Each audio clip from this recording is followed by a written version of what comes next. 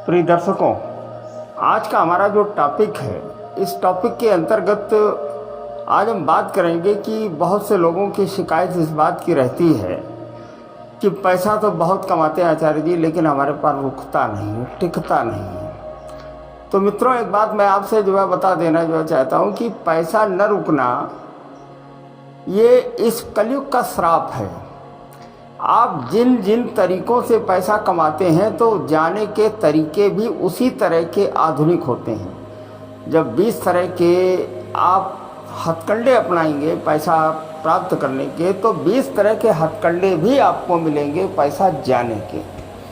तो इसलिए कहा यह गया है कि मेहनत से और सही प्रकरण से, सही दिशा में, सही तरीके से कमाया गया पैसा में ही स्थिरता होती है। अगर गलत तरीके से पैसा कमाएंगे, मान लीजिए आप किसी ऐसे पद पर हैं जहाँ पर इस तरीके की आमदनी है जो आपको नहीं करनी चाहिए, लेकिन फिर भी आप आमदनी लेते चले जा रहे हैं। देखिए, आवश्यकता से अधिक पैसा ये रखना ये अच्छी बात नहीं, और आवश्यकता से अधिक पैसा अगर आपके पास है तो किसी न किसी बहाने से, किसी न किसी तरीके से वो निकल जाता है। तो मित्रों, ये हमारा एक दूसरा चैनल है, ज्योतिष शोध सेवा संस्थान के माध्यम से हमने एक नया प्रारंभ किया है। श्री गणेश धाम सरकार के नाम से ज्योतिष पीठ संकाय है इसके अंतर्गत हम ये बात करेंगे इन लोगों के घर में धन की कमी, धन नहीं रुकता है। ये हमारा थंबनेल है, ये टॉपिक। वो कौन से लोग हैं इनके बारे में बात करेंगे। तो इसमें हम कुछ ज्योतिषी आधार भी लेंगे और कुछ दैनिक क्रियाकर्म की भी बात करेंगे कि दैनिक कर्म अगर आपके बिगड़ जाते हैं तो धन में स्थिरता खत्म हो जाती है। तो सर्वप्रथम बात करते हैं हम ज्योतिषी मैंने एस्ट्रोलॉजिकल पॉइंट्स की हम कुछ बात करते हैं कि ज्योतिष में कौन से ऐसे कारण होते हैं, ग्रहों की क्या सिचुएशन बनती है कि आपके पास धन की कमी हरदम बनी रहती है। पैसा आता तो बहुत, आमदनी तो बहुत अच्छी है, लेकिन जाने के तरीके भी नए नए तरीक़ों से अगर आप पैसा कमाते हैं तो नए नए तरीक़ों से पैसे भी चले जाते हैं। आइए समझते हैं कि वो कौन कौन से कारण हो सकते हैं। मित्रों, सबसे पहले तो आप लोग अपने लग्न चक्र को देखिए। लग्न से जो दूसरा स्थान है वो धन का स्थान होता है और वाणी का स्थान, और वहाँ से लग्न से जब 12वां स्थान, जो लग्न से एक खाना पहले अगर आप आएंगे तो व्यय का स्थान है, और 10वां स्थान हमारी आमदनी और कमाने का स्थान है, और चौथा स्थान हमारा भवन और वाहन का है, और 7वां स्थान हमारे पत्नी का और पार्टनर का स्थान, और 6वां स्थान हमारे रोग ऋण का स्थान है। तो हम जब ज्योतिष में इस बात पर विचार करते हैं कि हमारे पास धन नहीं रुकता है, तो सबसे पहले हम ये देखते हैं कि धन स्थान में किन ग्रहों की पोजीशन है। जन्म के समय अगर ऐसे ग्रह हैं जिनमें स्थिरता नहीं है, जैसे आपका राहु है, राहु अचानक से धन की प्राप्ति तो करा देता है, लेकिन अचानक से धन चला भी जाता है। राहु एक छिद्र ग्रह है। राहु के साथ में अगर मंगल है तो अंगारक योग बना। राहु और अंगारक योग जब बनेगा तो वाणी का कारक है। अगर उसका संबंध 6ठे भाव से है, लग्न से जो 6वां स्थान है, ये रोग, ऋण और कोर्ट कचहरी और मुकदमा का है। अगर उसका संबंध 6ठे स्थान से बन जाता है तो कर्ज की स्थिति हरदम बनी रहती है। और कर्ज कब होता है? कर्ज तब होता है जब 6ठे स्थान का स्वामी का संबंध लग्न से बनता है। जब 6ठे भाव के स्वामी का संबंध लग्न से बनेगा, इसका मतलब या तो बीमारी घेरेगी या कोर्ट कचहरी और मुकदमा होगा। कोर्ट कचहरी और मुकदमा का संबंध मंगल से है। तो जब मंगल की स्थिति जन्म कुंडली में खराब होगी और भूमि, भवन और वाहन का कारक 4था स्थान है, तो 4थे स्थान का संबंध और 6ठे स्थान का संबंध और 12वें स्थान का संबंध और दूसरे स्थान का जब रिलेशन आपस में बनता है, तब जमीन से, मुकदमा से और कोर्ट से धन जाने की संभावना ज़्यादा रहती है। मित्रों, इस तरीके से समझ में नहीं आएगा। ये बात हम इसलिए और कर रहे हैं कि हमने ये देखा है कि सोशल मीडिया पर और हमारे YouTube चैनल पर बहुत से लोग इस तरीके का प्रश्न हमें कर देते हैं कि जिनकी बातों से ये लगता है कि वो ज्योतिष के बहुत ही जानकार व्यक्ति हैं। तो ये बात मैं उनके लिए कर रहा हूँ। आप सीधा सीधा ये देखिए कि धन के स्थान में कौन सा ग्रह है? राहु, शनि, और छठे स्थान का स्वामी तो नहीं उसमें। अगर छठे स्थान का स्वामी धन के स्थान में है और धन के स्थान का स्वामी छठे स्थान में है, तो आपका कर्ज कभी नहीं उतर सकता, हरदम कर्ज की स्थिति बनी रहेगी। ये तो एक एस्ट्रोलॉजिकल हमने एक मोटा मोटा राउंड फिगर में पॉइंट दिया। और दूसरी चीज़ ये है कि इसमें महादशा भी देखी जाती है। अगर छठे स्थान की महादशा चल रही है तो रोग, ऋण और कोर्ट कचहरी मुकदमा के भाव की महादशा चल रही है। इसका मतलब धन की बर्बादी, कोर्ट कचहरी और मुकदमा और बीमारी में होनी है। तो कुंडली का सूक्ष्म विश्लेषण करना चाहिए, तभी किसी निर्णय पर पहुंचना चाहिए। ये मैं आपको बता दूँ, हमारे केवल बता देने से कि दूसरे स्थान का स्वामी आचार्य जी ने बताया छठे स्थान में हो और छठे स्थान का स्वामी दूसरे स्थान में हो, तो ऋण की स्थिति तो बनती है। लेकिन ग्रहों का नेचर और ग्रहों की पोजीशन भी देखी जाती है कि जो छठे स्थान का स्वामी है वो कौन सा ग्रह है और जो दूसरे स्थान का स्वामी वो कौन सा ग्रह है।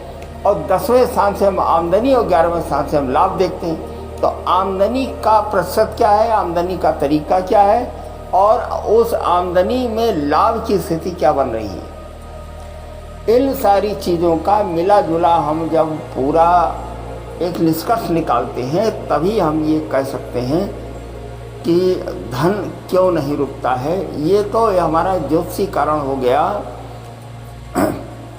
जिससे हम ये कह सकते हैं कि इन कारणों से अगर कुंडली में ग्रहों की ये स्थिति अगर बन रही है तो आपके पास धन नहीं रुकेगा। फिर महादशा भी हम देखते हैं कि जन्म के समय जो दशा होती है और वर्तमान में जो दशा है, जब व्यक्ति आपसे प्रश्न करता है तो उस समय के महादशा और ग्रहों का गोचर भी देखना चाहिए। आइए अब जरा उन पॉइंटों की बात कर लेते हैं कि जिन पॉइंटों से ग्रहों की स्थितियां बिगड़ जाती हैं। जैसे दूसरे स्थान का स्वामी, दूसरा स्थान हमारा धन का स्थान, वही स्थान हमारा वाणी का स्थान है। देखिए, बहुत ध्यान से आप इस बात को सोचिए और समझिए। अगर दूसरे स्थान को हम बिगाड़ लेंगे, वही हमारे खान पान का भी स्थान है। लग्न से जो दूसरा स्थान है वही हमारे धन का स्थान, वही हमारे परिवार का स्थान, वही हमारे वाणी का स्थान। अगर इस स्थान को हम बिगाड़ लेंगे तो धन की कमी आ जाएगी। ये स्थान बिगड़ेगा कैसे, प्रश्न ये बनता है। खान पान बिगड़ जाए, वाणी दोष आप ले आवें, झूठ बोलना शुरू कर दें, परिवार में विद्रोह की स्थिति आप ले आवें, माने सम्मिलित परिवार बने, वो जो पिता का घर है इस घर को आप तोड़ने की स्थिति अगर आप करेंगे तो जाहिर सी बात है धन की कमी आपके पास रह जाएगी। तो कभी भी खान पान और वाणी दोष नहीं लाना चाहिए। अगर खान पान बिगाड़ लेंगे और वाणी दोष अगर आप ले आएंगे और परिवार को में डिवाइड, मतलब परिवार से अगर आप अलग रहेंगे तो धन की कमी आपको हरदम बनी रहेगी, धन आपके पास रुकेगा नहीं। अगर शनि जैसे ग्रह हैं, राहु जैसे ग्रह हैं, तो इन ग्रह को बल देने वाले जो कारक हैं, जैसे शनि मिथ्या बोलेंगे आप तो धन की कमी, चाहे लाख कमा लें आप, धन आपके पास रुकेगा नहीं। तो लग्न से जो दूसरा स्थान है उस ग्रह का जो कारक है, जैसे वाणी दोष न लाएं, झूठ न बोलें और ऊट पटांग के शब्दों का उच्चारण न करें, माने कोई ऐसे अपशब्द किसी को न बोलें कि जिससे धन का क्षय हो। तो ये तो हमारा ये एक ऐसा उपाय हो गया जिस पर हम कंट्रोलिंग कर सकते हैं और खुद से हम ये कंट्रोल कर सकते हैं ताकि धन की कमी ना हो। हमारे पास लोग आते हैं और ये कहते हैं धन नहीं रुकता है, तो सबसे पहले एक ही बात कहते हैं कि मिथ्या बोलना बंद करो, खान पान सही करो। शराब पीना शुरू कर देंगे तो धन के स्थान का स्वामी और वाणी के स्थान का स्वामी वही आपके खान पान का स्थान है, वहाँ पर आपने मदिरा का प्रयोग करना शुरू कर दिया तो धन का स्वामी गुरु है, गुरु नाराज हो गया, धन आपका बर्बाद हो गया। धन आपके पास रुक नहीं सकता, आप चाहे 10 लाख नहीं 10 करोड़ आप कमाए, धन आपके पास नहीं रुकेगा।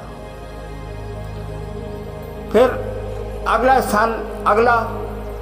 एक प्रयोग ये है कि जितना आप कमाते हैं उसका 10% आपको धर्म के कार्यों के लिए अलग रखना पड़ेगा।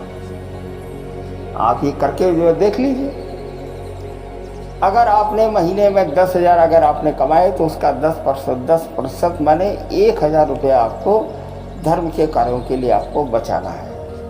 पूरे वर्ष भर में आप जो है बचाइए, किसी गौशाला में दान कर दीजिए और गरीबों को भोजन करा दीजिए, किसी का विवाह में सहयोग जो कर दीजिए, किसी यज्ञशाला में दान आप जो कर दीजिए, किसी वृद्धावस्था में आप दान जो कर दीजिए।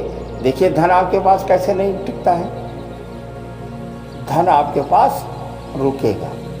दूसरा कारण ये होगा। तीसरा कारण ये है कि घर की जो महिलाएं हैं इनको बगैर शुद्ध हुए, बगैर स्नान के इन्हें भोजन नहीं बनाना चाहिए। ब्रह्म मुहूर्त में उठें, स्नान ध्यान करें, ईश्वर की आराधना करें, इसके बाद में दैनिक कार्यों में लगें और पति की सेवा करें। क्योंकि महिलाओं के लिए पति जो है गुरु बृहस्पति का कारक है। बृहस्पति को रिप्रेजेंटेड बाय जुपिटर, माने जो हस्बैंड है उनके जो पति हैं वो गुरु से उनका सीधा सीधा संबंध है। अगर पति की आलोचना करेंगे, अगर उनकी अवहेलना करेंगे तो बृहस्पति नाराज होगा। जब बृहस्पति नाराज होगा तो धन की कमी होगी। ये बात तो महिलाओं के लिए हो गई। अब पुरुषों के लिए आप आ जाओ। पुरुषों के लिए जो 7वां स्थान है, जो महिला है, वो महालक्ष्मी उनको कहा जाता है। अगर महालक्ष्मी नाराज तो लक्ष्मी नाराज, तो लिहाजा महिलाओं की इज्जत करनी चाहिए, तभी स्थिर लक्ष्मी, तभी लक्ष्मी की में स्थिरता बनी रहेगी। दूसरी चीज, घर में अगर कोई अतिथि आ जाए तो उसका सम्मान करना चाहिए, उसका सम्मान करना चाहिए। जो आपके यहाँ रूखा सूखा है आप उसे खिलाएं। देखिए धन रुकता है कि नहीं रुकता है। विकलांगों की सेवा करें। तो इस तरीके से कुछ ऐसे प्रयोग हैं जिनके करने से धन में स्थिरता आ जाती है। तो हमारा ये जो टॉपिक था, जो हमारा थंबनेल था, इसमें हमने ये लिखा था, इन लोगों के घर में धन नहीं रुकता है। कौन लोग? जो हमने ज्योतिषी कारण बताए, ग्रहों की स्थितियाँ बताई, पुनः अब हम न दोहराएंगे, केवल इतना हम बताएंगे कि दूसरे स्थान में ग्रहों की स्थिति को देखें। अगर दूसरे स्थान के स्वामी का छठे स्थान से संबंध अगर बन रहा है तो उसका उपचार करें। दूसरी चीज़, दूसरा स्थान खान पान का है, वाणी का है, तो लिहाजा खान पान ठीक रखें, वाणी दोष न लाएं और किसी को अपशब्द न बोलें। अगर आप मदिरा का इस्तेमाल अगर आप करने लगेंगे तो धन में क्षय हो, धन बर्बाद होगा। तीसरी चीज़, महिलाओं को चाहिए कि ब्रह्म मुहूर्त में उठ करके ईश्वर की आराधना करें और तब नित्य कर्म में लगें और पतियों की सेवा करें। कारण महिलाओं के लिए पति गुरु का कारक है और गुरु धन का कारक है। अगर पति की अवहेलना हुई तो गुरु की अवहेलना होगी, धन कभी नहीं आएगा। पति और व्यक्तियों को ये चाहिए कि घर में लक्ष्मी और पत्नी महालक्ष्मी है, तो लिहाजा पत्नी की अवहेलना नहीं करनी चाहिए, तो महालक्ष्मी बिल्कुल भी नाराज नहीं होगी। अब बात करते हैं उपाय की। एक महा उपाय की आज मैं बात करता हूँ कि महा उपाय, अगर धन को रोकने के लिए, धन में स्थिरता लाने के लिए कौन सा महा उपाय है जो आप करें। धन में स्थिरता लाने के लिए आपको करना ये है कि 3 चीज़ें आप ले लें, एक अंदाज से आप ले लें, बराबर मात्रा में होनी चाहिए। एक हम उसका परिमाण जो है बताए दे रहे हैं। 125 ग्राम चावल ले लें, 125 ग्राम तेल ले लें और 125 ग्राम आप चीनी ले लें। इन तीनों का मिक्सचर करके और किसी डिब्बे में रख लें। चींटियों के बिल पर आप उन्हें डालें, माने चींटियों को आप उन्हें खिलाएं। अगर ना ज़्यादा दिन कर सकें तो केवल 43 दिन आप करें, धन में स्थिरता रहेगी। गारंटी हमारी 100% है। आप ये करके देखिए। पहली चीज़ तो लग्न से जो दूसरा स्थान, आप अपनी वाणी को जो है सुधार लीजिए, मिथ्या बोलना बंद कर दीजिए, खान पान सही जो कर लीजिए, घर में महिलाओं की इज्जत करिए, महिलाएं पुरुष की इज्जत करें और कमाए हुए धन का 10% आप निकाल करके दान खाते में आप डालें। और ये जो उपाय हमने बताया है, अगर इसे आप करेंगे तो 100% कमाया हुआ धन आपका स्थिर रहेगा और वक्त पर काम आएगा। लोगों के पास करोड़ों रुपया होता है, वक्त पर काम नहीं आता है। यही कुछ कारण होते हैं जो वक्त पर काम नहीं आता। लोग हमसे रोज प्रश्न करते हैं कि महाराज धन नहीं रुकता है। धन क्या रुकेगा? धन तुम रुकने वाला काम करते हो। उन्हें आज हम उपाय बताते हैं, कल वो भूल जाते हैं। वो तो यही सोचते हैं कि आचार्य जी के पास गए, ऐसी कोई चाबी हमें ये जो है बता देंगे जिससे हमारा काम चल जाएगा। ठीक है मित्रों, इसके साथ में ही हम ये जो उपाय हमने बताया, आप इस उपाय को करें। ये अनुभूत प्रयोग है। ये 43 दिन तक आप करें। ये राहु, चंद्रमा और शनि का उपाय है। तीनों ग्रह आपके सही होंगे, शुद्ध होंगे, खर्चे पर रोक लगेगी, आमदनी बढ़ेगी और मन और मस्तिष्क आपका सही होगा। लिहाजा व्यापार में मन लगेगा। चंद्रमा मनुष्य हो जाता, चंद्रमा मन का कारक है, तो मन जब अच्छा होगा तो आपकी आमदनी अच्छी होगी। आप इस उपाय को करें, तिल चावल और चीनी वाले। इसके साथ में हम आपसे विदा लेते हैं और हमारे इस नए चैनल को सब्सक्राइब अवश्य करें। जब इसे आप सब्सक्राइब करेंगे तो हमें भी अच्छा लगेगा और ये उपाय आपके साथ साथ अन्य लोगों तक पहुंचेंगे। धन्यवाद। नमस्कार। श्री गणेशाय नमः।